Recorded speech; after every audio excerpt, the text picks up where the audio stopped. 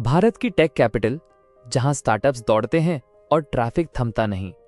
लेकिन इसी भीड़ भाड़ में एक सस्ता, तेज और स्मार्ट विकल्प बना बाइक टैक्सी। रैपिडो, ओला बाइक, उबर मोटो। लेकिन अचानक एक झटका, सभी सेवाएं बंद। सरकार ने कह दिया कि बाइक टैक्सी अब गैर कानूनी है। पर क्यों? क्या सच में ये सेवाएं नियम तोड़ रही थी या पीछे कुछ और कहानी है? आइए जानते हैं पूरी सच्चाई। सड़क से कोर्ट तक, स्टार्टअप से सिस्टम तक। बेंगलुरु में ट्रैफिक एक बड़ी समस्या है। जहां कार और ऑटो रेंगते हैं, वहां बाइक टैक्सी बनी लाइफलाइन। 20 से 40 रुपए में स्कूल, ऑफिस, मार्केट, हर जगह लोग बाइक से पहुंच जाते। और वहीं हजारों युवाओं ने इसे बनाया रोजगार का जरिया। स्टूडेंट्स, बेरोजगार, पार्ट टाइम वर्कर्स सिर्फ एक बाइक और ऐप से कमाने लगे 500 से 1000 रुपए रोज। पर धीरे धीरे ये सिस्टम सरकार की नजरों में आया। मोटर व्हीकल एक्ट के मुताबिक कोई भी वाहन जो किराए पर सवारी उठाता है, उसे चाहिए कमर्शियल लाइसेंस, पीली नंबर प्लेट, इंश्योरेंस और परमिट। लेकिन अधिकांश बाइक टैक्सी राइडर्स सफेद नंबर प्लेट यानी प्राइवेट बाइक चला रहे थे। सरकार ने कहा यह सीधा अवैध है। पर अब सवाल था कि जब ये इतना बड़ा नियम तोड़ है, तो अब तक क्यों चल रही थी ये सेवा? जनवरी 2025 बेंगलुरु ऑटो यूनियन और कुछ नागरिकों ने कर्नाटक हाईकोर्ट में याचिका दायर की। मामला था बाइक टैक्सी का अवैध संचालन। याचिका में कहा गया कि ये सेवाएं बिना परमिट के चल रही हैं। राइडर्स का कोई वेरिफिकेशन नहीं है। सरकारी रेगुलेशन का पालन नहीं हो रहा। मार्च 2025 में कोर्ट ने मामले को गंभीर मानते हुए सरकार को नोटिस भेजा।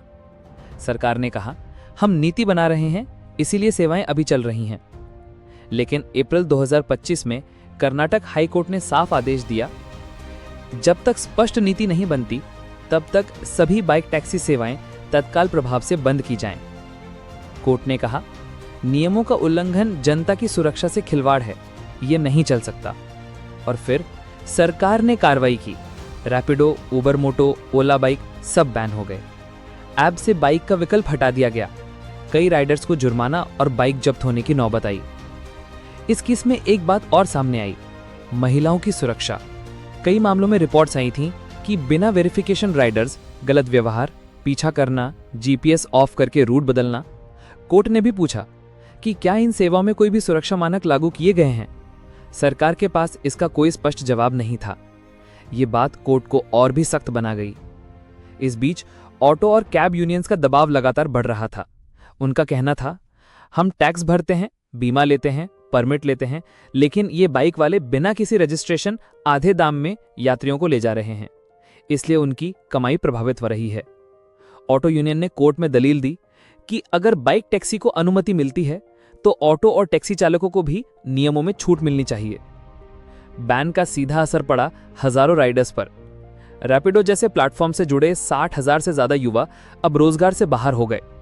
किसी के घर में बीमार मां है, किसी के बच्चे की फीस देनी थी, किसी ने बाइक लोन पर ली थी। अब ईएमआई भरने के भी पैसे नहीं हैं।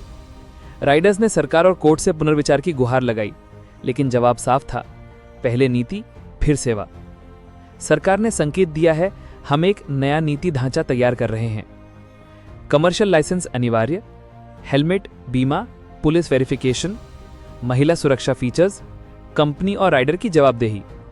अगर कंपनियां इसे माने तो बाइक टैक्सी फिर से चालू हो सकती हैं, लेकिन तब तक बेंगलुरु की सड़कों से बाइक टैक्सी गायब ही रहेंगी।